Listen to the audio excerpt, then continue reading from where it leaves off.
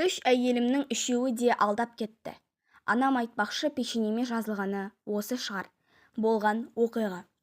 Ең бірінші 24 жасымда үйлендім. Өзімнен кейінгі інім де үйленетін болған соң анам асықтырды. Жеңгелерім таныстырып 6 айдай кездескен қызым жарым болуға да келісті. Құда түсіп сырға салып барлық жөнімен ұзатып әкелдім. Өзімнен бір жас кіші, сұлу да сүйкімді келіншегім төсекте адал болмай шықты. Бәлкім көп жастың бұл турасында көзқарасы бөлек болар, бірақ мен үшін жарымның адал болуы маңызды.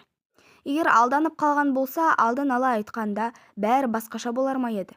Содан кейін арамыз суи бастады. Менің көңілімді суытқаны, оның өзін кінәлі санамайтыны, және несі бар, одан бала туған жоқпын ғой дегені болды. Не керек, 6 айға жетпей ажырастық, және ол менен оңай ғана кете салды. Содан кейін ініме жол бердім де өзім тек жұмысқа алдандым.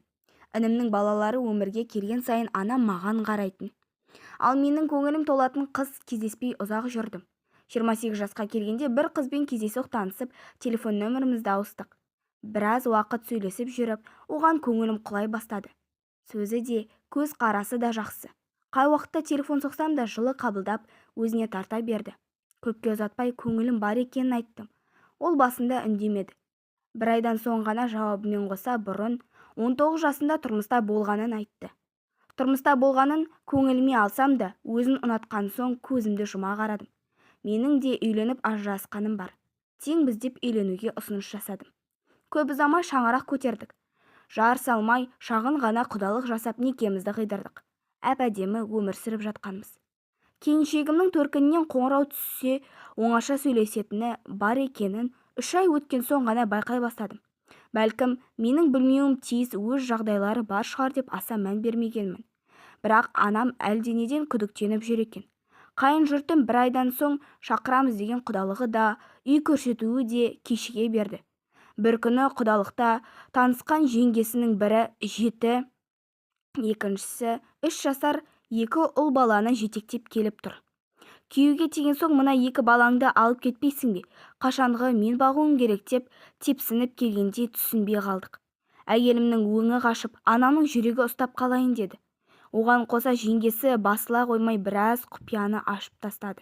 Үлкенін ана күйеуден, екіншісін анауыңнан тауып маған тастап кете бересің бе? Онсыз да алқаш ағаңды асырап отырғаным жетеді. Өзімнің бас балам тағы бар. Бұлар мектепке бармай ма екен? Балабақшаға бермейсің бе? Алып кетемін дегеніңе 4 ай өтті ғой. Менің бір өзімнің тапқаным неге жетеді?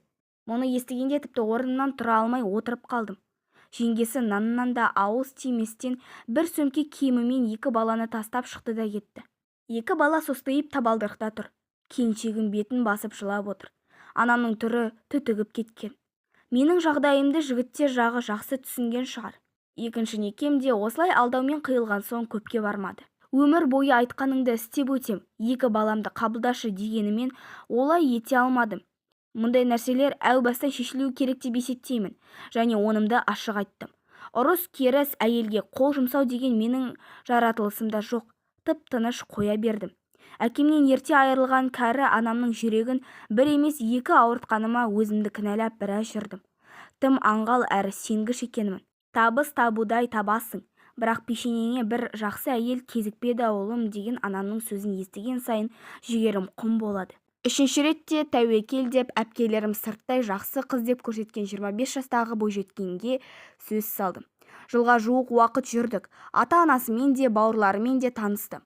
Жап-жақсы өзіміз сияқты отбасы. Бірақ адам аласы ішінде болатынына мүлде мән бермеппін.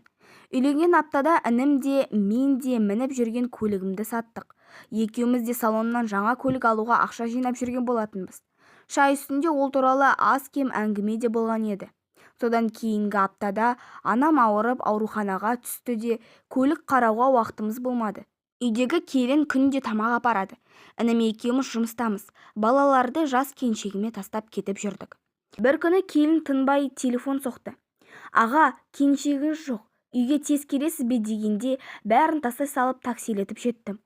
Жолда бірнеше рет телефон соқтық. Өшірулі. Үйге келсем бәрі шашылып жатыр.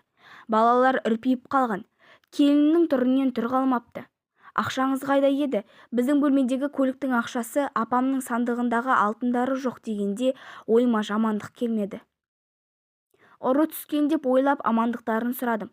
Қыстық киімнің қалтасында тұрған 3 миллионға жуық теңгем орнында жоқ. Бізді жеңешем ақша беріп дүкенге жұмсады. Келсек үй шашылып жатыр. Сосын мамама звондадым, дейді інімнің 8 жастағы ұлы. Жүрегім су етті. Такси жалдап анасының үйіне барғанымда олар да үйлерінде жоқ болып шықты. Көршілерінен сұрасам, 3 күн бұрын көшіп кеткенін және тұрып жатқандары жалдамалы пәтер екенін білдім. Қысқасы, өмірімді қосақтап адал некеге отырған жарым үйімізді түгел үптеп тайып отырды. Ешқандай саусақ ізін таппаған соң айып та таға алмайды екенбіз. Осылай үшінші әйелім де алдамақ тұрмақ сан соқтырып кетті. Анам айтпақшы, пешенеме жазылғаны осы шығар. Бірақ неге маған кездескен әйелдер осылай болып шықты? Арманым да бір асқақ емес. Сүйкімді жарым мен содан туған балаларым болса, тек солардың қамы үшін бар жағдайымды жасасам деген өте қарапайым ниет еді. Бұдан кейін әйел затына сенімім жоғалды, дейді әби.